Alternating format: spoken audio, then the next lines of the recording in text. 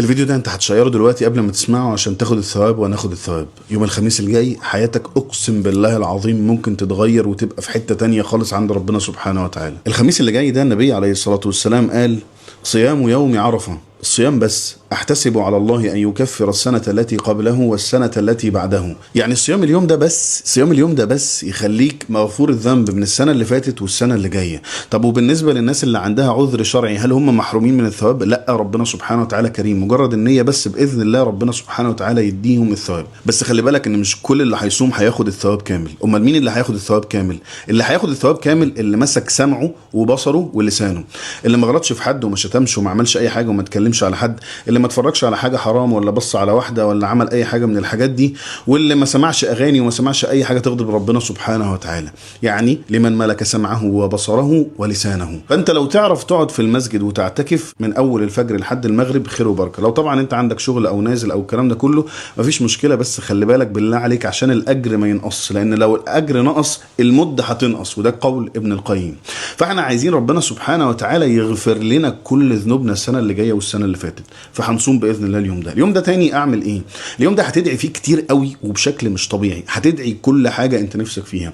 هتقول: ربنا اتنا في الدنيا حسنه وفي الاخره حسنه وقنا عذاب النار. تقول: اللهم اني اسالك العفو والعافيه في ديني ودنياي. وهتطلب من ربنا بقى سبحانه وتعالى كل حاجه انت عايزها، عايز فلوس، عايز تتجوز، عايز مش عارف عربيه، يا عم اطلب اللي انت عايزه، عيش حياتك اطلب من ربنا سبحانه وتعالى اللي انت عايزه. هو مين غير ربنا سبحانه وتعالى اصلا هيدي لك اي حاجه من الحاجات دي؟ فاطلب اللي انت عايزه من ربنا سبحانه وتعالى. بس خلي بالك ما تدعيش بقى بحرام، يعني ما تدعيش ان اللجنه تبقى سايبه، ما تدعيش ان صاحبتك القديمه ترجع لك، ما تدعيش بقى بالكلام الفاضي ده ملوش اي لازمه. وبعد اذنك ما تكلمش صاحبتك فيس تايم وتدعوا مع بعض فيديو كول مع بعض، هي تدعي لك وانت تدعي لها. بلاش بقى الشغل ده، فكك منه عشان احنا عايزين نطلع مغفورين الذنوب. حاجه كمان هقول لك عليها: اوعى تكون ناوي بالليل تخربها، اوعى تكون ناوي بالليل تروح حفله او تشرب حاجه او تعمل مش عارف ايه او تروح مثلا سينما. من دلائل قبول العمل ان العمل الصالح يكمل معاك. فانت هتبقى صايم الصبح عشان ربنا يغفر لك ذنوبك وتنزل تعمل ذنوب بالليل، ده مش طبيعي، والله العظيم ده مش طبيعي. فلو سمحت ما تخليش الشيطان يديلك على قفاك زي ما بيديلك على قفاك كل سنه ويضيع لك ثواب السنه دي كلها والسنه اللي بعدها كمان بخروج انت خرجتها.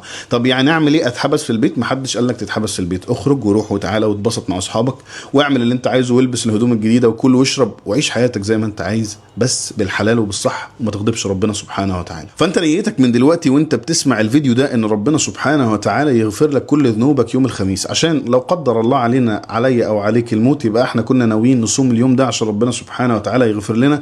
فانما الاعمال بالنيات وانما لكل امرئ ما نوى.